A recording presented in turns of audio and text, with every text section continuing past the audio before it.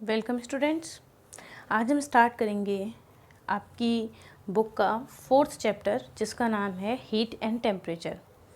इस चैप्टर में हम हीट के बारे में, टेम्परेचर के बारे में और हीट के जो ट्रांसफ़र होता है हीट का उसके मैकेनिज़्म के बारे में और उसके जो कंडक्शन, कन्वेक्शन और रेडिएशन होते हैं हीट के ट्रांसफरिंग में, जो ये तीनों ही जो ट्रांसफरिंग के मेथड हैं उन तीनों मेथड के एप्लीकेशंस कहाँ कहाँ होते हैं, तो इस चैप्टर में हम ये चीज़ें पढ़ेंगे। तो सबसे पहले हम स्टार्ट करते हैं कि हीट क्या होती है। तो देखिए, हीट एक एनर्जी की फॉर्म है जो कि हमें जैसे सन से मिलती है। मेन सोर्स जो है वो है सन हीट का। किसी भी सब्सटेंस के अंदर जो पार्टिकल्स होते हैं उन पार्टिकल्स के अंदर एक टाइप की हीट रहती है, मतलब जो पार्टिकल्स होते हैं वो वाइब्रेशन करते हैं सब्सटेंस के अंदर, तो इस वजह से एक टाइप की एनर्जी डेवलप होती है और वही एनर्जी जो है वो हमें हीट फॉर्म में मिलती है।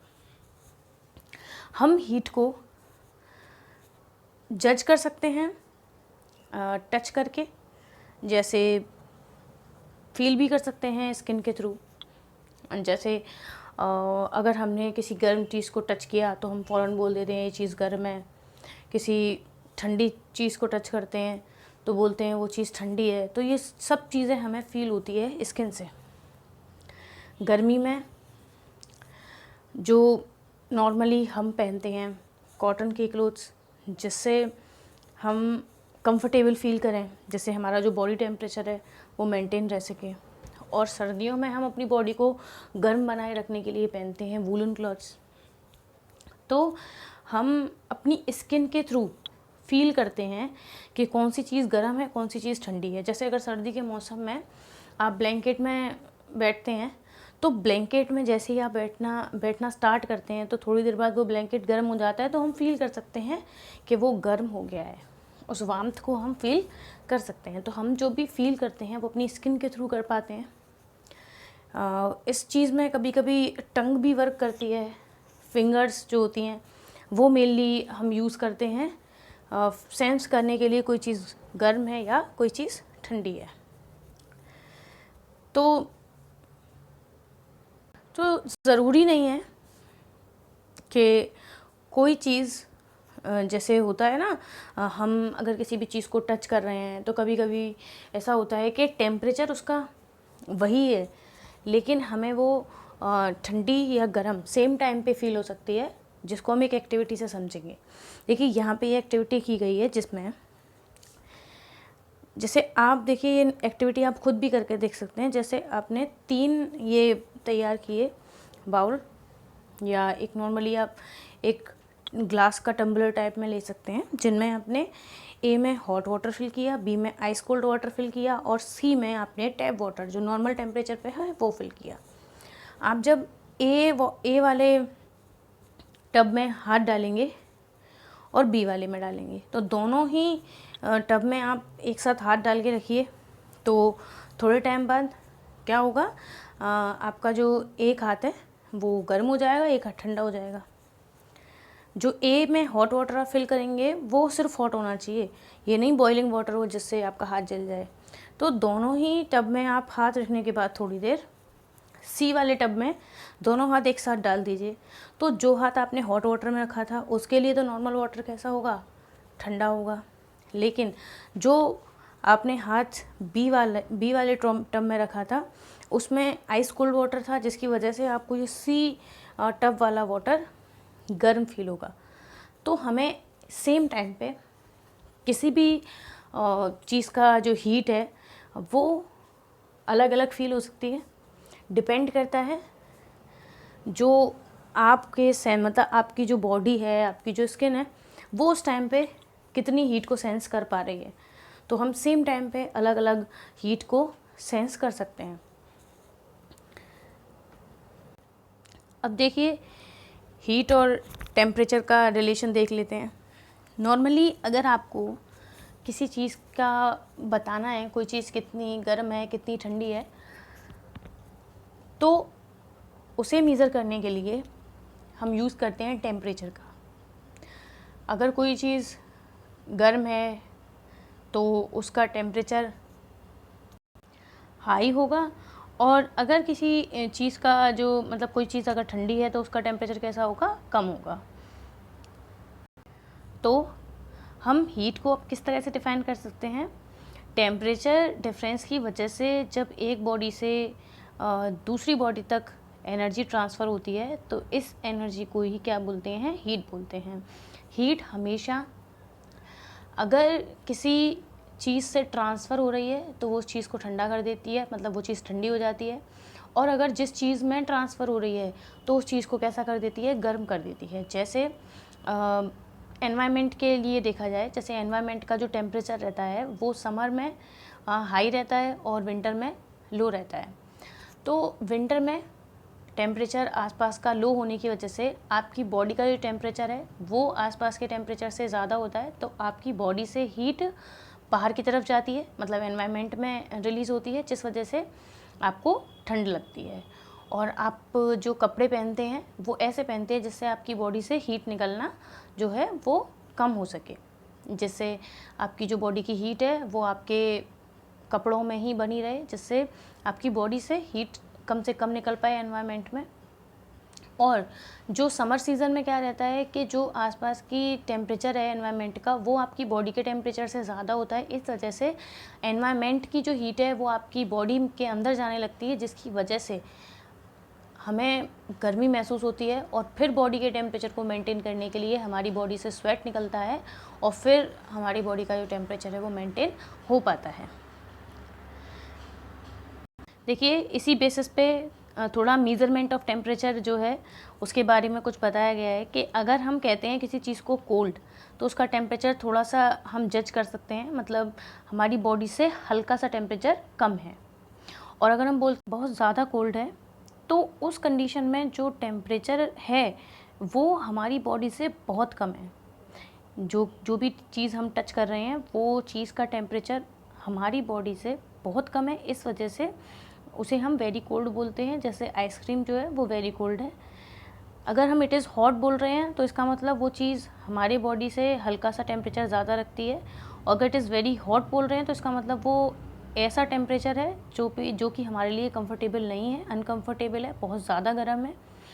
और अगर हम बोल रहे हैं इट इज़ वार्म, तो वार्म का मतलब होता है जैसे उसे हम समझ सकते हैं कि एग्जांपल से अगर हम सर्दियों में विंटर सीज़न में अगर हम ब्लैंकेट में बैठ जाते हैं तो हमें हल्की सी वार्मथ फील होती है, तो इस चीज़ को हम वार्म बोलते हैं। या हल्का हल्का सा जो गर्म खाना होता है जिसे हम इजीली अच्छे से खा सकते हैं तो वो भी मतलब वार्म में आता है। देखिए, फिर उसके बाद है जो टच के लिए, जो टच हमारा सेंस करता है हीट को, तो उसे हम किस में मेज़र करते हैं? टेम्परेचर में। और वो टेम्परेचर मेज़र किया जाता है थर्मोमीटर से। और थर्मोमीटर जो है वो एक डिवाइस है जिससे हम टेम्परेचर मेज़र करते हैं। तो temperature of a substance is a measure that expresses its degree of hotness on a chosen scale such as degree Celsius और डिग्री फ़ारेनहाइट। टेम्परेचर किसी भी सब्सटेंस का एक ऐसी मेज़रमेंट है जो कि उसके गर्म होने का या ठंडा होने की जो डिग्री है उसको एक्सप्रेस करता है। और एक गिवन स्केल में, मतलब एक चूज़न स्केल में, जिसमें अगर आपको डिग्री सेल्सियस चूज़ करना है तो आप डिग्री सेल्सियस में चूज़ कर सकते हैं, और अगर आपको डिग्री फ़ारेनहाइट लेना है तो आप डिग्री फ़ारेनहाइट में टेम्परेचर निकाल सकते हैं। देखिए, हीट और टेम्परेचर में क्या डिफरेंस रहता है? हीट एक एनर्जी है, मतलब हीट एक एनर्जी की फॉर्म है, और टेम्परेचर एक, अभी मैंने बताया था डेफिनेशन में, एक डिग्री है मेज़रमेंट की जिसमें बॉडी की हॉटनेस और कोल्डनेस को मेज़र किया जाता है। हीट एनर्जी जो है बॉडी के टेम्परेचर को रेज़ कर देती है, और टेम्परेचर जो है वो सिर्फ डिसाइड करता है कि direction of flow of heat क्या होगा। हमेशा जो डायरेक्शन रहती है मेनली वो हाइयर टेम्परेचर बॉडी से रहता है लोअर टेम्परेचर बॉडी की तरफ। तो टेम्परेचर डिसाइड कर पाता है कि कौन सी चीज़ का टेम्परेचर ज़्यादा है, किसका कम है, तो हीट जो है वो ज़्यादा से कम की तरफ जा पाए। हीट को मेज़र करने के लिए होता है जूल, और टेम्परेचर को मेज़र करने के लिए होता है डिग्री सेल्सियस और डिग्री फ़ारेनहाइट। देखिए, क्लिनिकल थर्मोमीटर, मतलब थर्मोमीटर जो हमारे घर में नॉर्मली हम लोग रखते हैं अपने बॉडी टेम्परेचर को मेज़र करने के लिए, या जब हम किसी क्लिनिक पे जाते हैं किसी डॉक्टर को चेकअप कराने के लिए, तो वो पेशेंट का टेम्परेचर जिस थर्मोमीटर से मेज़र करते हैं उसे क्लिनिकल थर्मोमीटर बोलते हैं, जो कि इस टाइप का होता है, जिसका फिगर आपको दिया हुआ है। इसमें देखिए नीचे बल्ब होता है और जिसमें थर्मोमीटर फिल्ड रहता है, ये पूरा स्टेम है जिस पे स्केल बना हुआ है, और यहाँ पे एक किंक होती है जो कि एक बोल सकते हैं एक ऐसा पोर्शन होता है जो कि थोड़ा एक ऊपर, मतलब ऊपर उठा हुआ पोर्शन है, जो कि किंक बोला जाता है। देखिए किंक बोला जाता है, किंक जो है वो बहुत इंपॉर्टेंट पोर्शन है। देखिए द किंक और the constriction is a very useful innovation. It prevents the backflow of mercury column into thermometer bulb when the thermometer is removed from the mouth of patient। जब हम thermometer की help से किसी patient का अगर measure कर रहे होते हैं टेम्परेचर, तो जो मरकरी हीट की वजह से, बॉडी हीट की वजह से ऊपर की तरफ गया है, तो उसे बैक फ्लो होने से रोकने के लिए ये पोर्शन होता है, जिसे थोड़ा इस तरह से देखिए डेवलप किया गया है, दिखाई दे रहा होगा, जो कि थोड़ा उठा हुआ है। नॉर्मली जो ट्यूब है वो सीधी है जिसमें मरकरी फिल्ड है, उसको थोड़ा उठा दिया है यहाँ पे। इसको कॉन्स्ट्रिक्शन पोर्शन बोलते हैं या फिर इसको किंक बोलते हैं, जो कि बहुत ज़्यादा ज़रूरी है थर्मोमीटर में होना। अदरवाइज अगर ये नहीं होगा तो क्या होगा, जो मरकरी है वो नीचे की तरफ चला जाएगा और हम जो टेम्परेचर है उसे अच्छे से मेज़र नहीं कर पाएंगे। जो क्लिनिकल थर्मोमीटर होते हैं उनकी मोस्टली जो रेंज होती है वो 35 डिग्री सेल्सियस से 42 डिग्री सेल्सियस होती है, और अगर फ़ारेनहाइट स्केल का रेंज का वो होता है थर्मोमीटर, तो फिर 94 डिग्री फ़ारेनहाइट से 108 फ़ारेनहाइट तक होता है। देखिए और भी टाइप के थर्मोमीटर होते हैं, जैसे एक होता है मैक्सिमम और मिनिमम टेम्परेचर को मेज़र करने वाला एक थर्मोमीटर है, जिसको मैक्सिमम एंड मिनिमम थर्मोमीटर बोलते हैं, जो कि एक स्पेशली डिज़ाइंड थर्मोमीटर है, जो कि 24 आवर्स का जो मिनिमम और मैक्सिमम टेम्परेचर होता है वो रिकॉर्ड करता है। जैसे आपने नॉर्मली देखा होगा न्यूज़पेपर में मैक्सिमम और मिनिमम टेम्परेचर लिखा आता है, जहाँ पे अधिकतम और न्यूनतम, वो टेम्परेचर इस थर्मोमीटर की हेल्प से मेज़र करते हैं। ये रहा। डिजिटल थर्मोमीटर होता है जो कि एक बोल सकते हैं एक टेक्नोलॉजी जो हमारी डेवलप हुई है, तो उसकी वजह से हमने एक डिजिटल थर्मोमीटर जो है वो डेवलप किया है, जो कि इसलिए ज़्यादा यूज़फुल है बिकॉज उसमें मरकरी यूज़ नहीं होता है। बिकॉज मरकरी एक पॉइजनस, मतलब एक तरीके से बोल सकते हैं बहुत ज़्यादा टॉक्सिक केमिकल है, जिसकी वजह से किसी को भी प्रॉब्लम आ सकती है अगर वो किसी की बॉडी में चला गया तो इसीलिए डिजिटल थर्मोमीटर जो होते हैं वो ईज़ी टू यूज़ होते हैं और उनमें टूटने का भी कोई डर नहीं होता बिकॉज वो प्लास्टिक के बने होते हैं। और लेबोरेटरी थर्मोमीटर जो होते हैं वो लैब में यूज़ किए जाते हैं किसी भी ऑब्जेक्ट का टेम्परेचर मेज़र करने के लिए, जैसे बॉइलिंग वाटर का, आइस का, इन सब का जो टेम्परेचर है वो मेज़र करने के लिए लेबोरेटरी थर्मोमीटर होते हैं, जिनका स्केल -10 डिग्री सेल्सियस से 110 डिग्री सेल्सियस तक होता है। Care in using laboratory thermometer. Laboratory thermometer को यूज़ करते टाइम कौन कौन सी बातें याद रखनी है? हमेशा रीडिंग लेते टाइम पे थर्मोमीटर को वर्टिकल रखना है। जैसे इस एक्टिविटी में देखो आई लेवल जो है ऑब्जर्वर का वो देखिए कैसा है, बिल्कुल वर्टिकल है, बिल्कुल स्ट्रेट है। ऐसे ही हम रीडिंग ले सकते हैं, अदरवाइज़ अगर हम टेढ़ा होकर थोड़ा रीडिंग लेंगे तो रीडिंग हमारी गलत होगी। और जो थर्मोमीटर है वो बस सब्सटेंस में बिल्कुल बस डिप होना चाहिए, ये नहीं कि वो बॉटम को टच कर रहा हो, बॉटम को टच नहीं करना चाहिए थर्मोमीटर को।